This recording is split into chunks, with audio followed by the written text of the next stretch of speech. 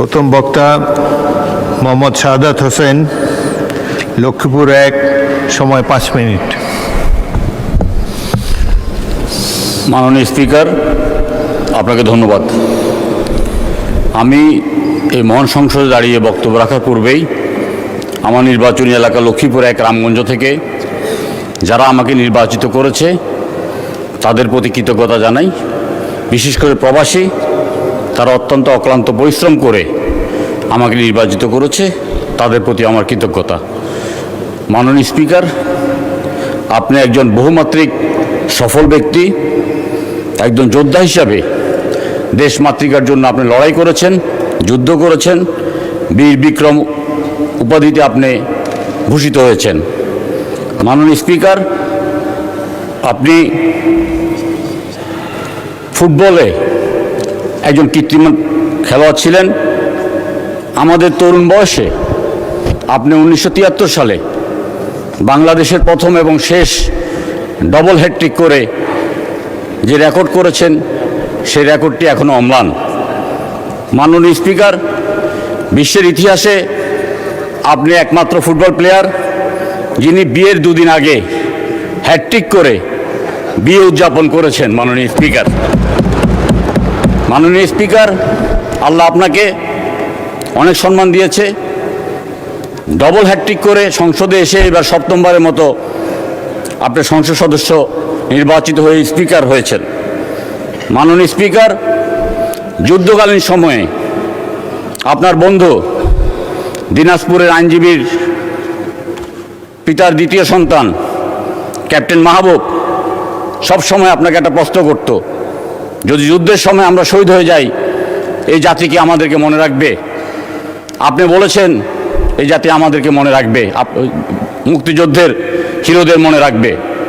মাননীয় স্পিকার, আমরা মুক্তিযুদ্ধের হিরোদেরকে সারা জীবন মনে রাখবো কৃতজ্ঞতার সাথে, শ্রদ্ধার সাথে, ভালোবাসার সাথে। মাননীয় স্পিকার, আল্লাহ তাআলা আপনাকে একটা সম্মানের জায়গা দিয়েছে। আপনি আপনার বন্ধুকে কথা দিয়েছেন যে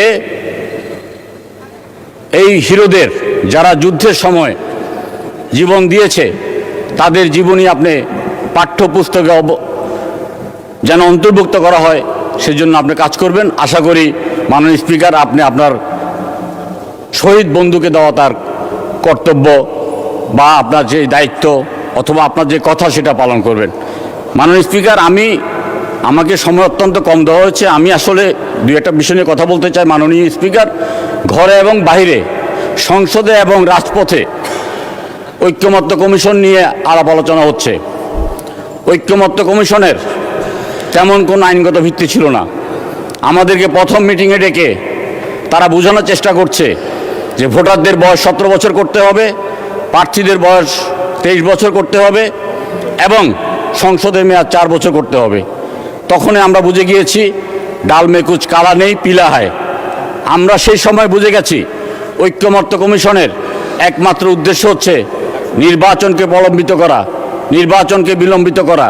সেই সময় বিএনপির পক্ষ থেকে যিনি প্রতিনিধিত্ব করেছেন জনাব সালাউদ্দিন সাহেব, তিনি অত্যন্ত চৌকস এবং বুদ্ধিমত্তার সাথে তিনি বিষয়টিকে মোকাবিলা করে জাতিকে নির্বাচনমুখী একটা ট্রেনে উঠিয়ে দিতে পেরেছেন এবং নির্বাচন হয়েছে। আমরা বলেছি যে যতটুকু আমরা ঐক্যমত্য পোষণ করেছি ততটুকু আমরা বাস্তবায়ন করব। 84টা প্রশ্নের মধ্যে প্রায় 68টা প্রশ্নে আমরা একমত হয়েছি।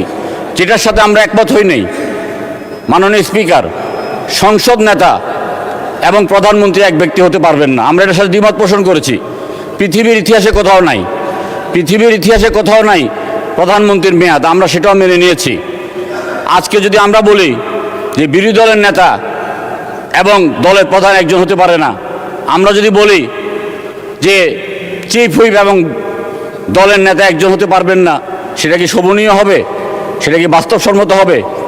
মাননীয় স্পিকার, আমরা একদিন দেখলাম ঐক্যমত্যের কমিশনার যারা আছেন, রাষ্ট্রবিজ্ঞানী সহ অন্যরা, তারা হঠাৎ করে তারা চলে গেছেন 1 ঘন্টার জন্য মিটিং মুলতবি করে।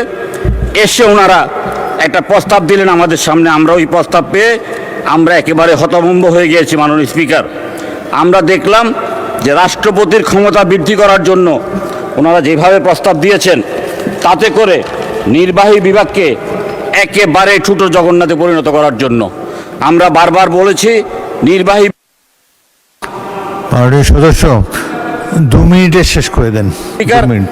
নির্বাহী বিভাগকে প্রত্যেকটি রাজনৈতিক দল, অধিকাংশ রাজনৈতিক দল যখন ধারণা করেছে যে বিএনপি রাষ্ট্রীয় ক্ষমতায় আসবে, সেই ক্ষেত্রে কিভাবে বিএনপির হাত পা বাঁধা যায় তারা সব সময় সেই চেষ্টা করেছে।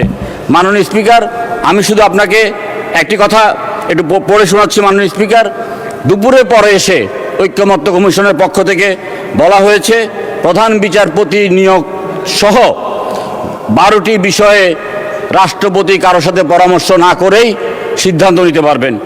অ্যাটর্নি জেনারেল নিয়োগ, জাতীয় মানবাধিকার কমিশনের চেয়ারম্যান নিয়োগ, তথ্য কমিশন চেয়ারম্যান নিয়োগ, প্রেস কাউন্সিলের চেয়ারম্যান নিয়োগ, আইন কমিশনের চেয়ারম্যান নিয়োগ, বাংলাদেশ ব্যাংকের গভর্নর নিয়োগ, বিশ্ববিদ্যালয় মঞ্জুরি কমিশনের চেয়ারম্যান নিয়োগ, এনার্জি রেগুলেটরি কমিশনের চেয়ারম্যান নিয়োগ, বাংলাদেশ টেলিকমিউনিকেশন অ্যান্ড রেগুলেটরি কমিটির চেয়ারম্যান নিয়োগ, সশস্ত্র বাহিনী সমূহ সেনাবাহিনী, নৌবাহিনী এবং বিমান বাহিনী প্রধান নিয়োগ, প্রতিরক্ষা গোয়েন্দা মহাপরিচালকের নিয়োগ, জাতীয় নিরাপত্তা গোয়েন্দা এনএসআই পরিচালক নিয়োগ। অর্থাৎ মাননীয় স্পিকার, রাষ্ট্রপতিকে হঠাৎ করে ফ্রাঙ্কেনস্টাইনে পরিণত করার জন্য ওনারা প্রস্তাব দিয়েছেন। মাননীয় স্পিকার, সময় কম, সেজন্য বলতে পারছি না। যাই হোক, আমি আমার নির্বাচনী এলাকার কথাটা বলতে চাই। আমার জন্মভূমি লক্ষ্মীপুরের করপাড়া গ্রামে, যে করপাড়া গ্রাম থেকে 1946 সালে পাকিস্তান আন্দোলন সূচনা হয়েছে। আমরা ডাইরেক্ট অ্যাকশানে গিয়েছি। সেই ডাইরেক্ট অ্যাকশানের প্রেক্ষিতে মহাত্মা গান্ধী আমাদের গ্রামে এসেছেন। তিনি দীর্ঘদিন আমাদের গ্রামে অবস্থান করেছেন। আমাদের গ্রামে অবস্থান করে তিনি শান্তি শৃঙ্খলা বজায় রাখার একটা চেষ্টা করেছেন। আমরা সেই গ্রামের উত্তরাধিকারী। যদিও আমাদেরকে বলা হয় আমরা মহাত্মা গান্ধীর ছাগল খেয়ে ফেলেছি, এটা সম্পূর্ণ মিথ্যা। মাননীয় স্পিকার, আমাদের লক্ষ্মীপুরে যাওয়ার কোনো রাস্তা নাই। আমরা ঢাকা থেকে সরাসরি লক্ষ্মীপুর যাওয়ার রাস্তা, আমরা হাসপাতালের উন্নয়ন, এলাকার বিভিন্ন যে সমস্যা, বাস টার্মিনালের উন্নয়ন, আমরা এগুলো চাই। ধন্যবাদ মাননীয় সদস্য। জনাব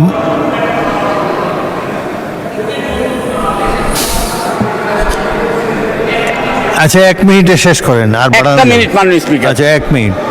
মাননীয় স্পিকার, 60 সেকেন্ড। অন্তর্বর্তীকালীন সরকার যখন ঐক্যমত্য কমিশনে আমাদেরকে ব্যস্ত রাখছে, একদিকে তারা চেষ্টা করছে স্থানীয় সরকার নির্বাচন করার জন্য, আরেকদিকে চেষ্টা করছে তারা চট্টগ্রাম বন্দরকে বিদেশিদের হাতে তুলে দেওয়ার জন্য।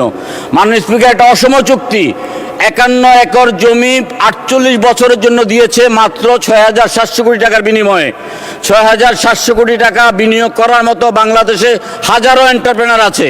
চট্টগ্রাম বন্দর যদি নিজেরা তারা এটা করতো, 2 বছরের মাথায় এটা অর্থ আমরা উসুল করে ফেলতে পারতাম। এটা একটা অসম চুক্তি। আজকে বিডার কোনো অ্যাচিভমেন্ট নাই, কোনো কিচ্ছু নাই। মাননীয় speaker, new marine container terminal, যেটা চট্টগ্রামের হৃৎপিণ্ড, সেটা আজকে বিদেশিদের হাতে তুলে দেওয়ার জন্য একটা পায়তারা করছে। মাননীয় স্পিকার, আপনার মাধ্যমে এর বিরুদ্ধে আমি আমার বক্তব্য রাখছি এবং প্রয়োজনে যেই কোনো বাহাস করতে আমি তৈরি আছি, যে এটা দেশের স্বাধীনতা এবং সার্বভৌমত্বের প্রশ্নে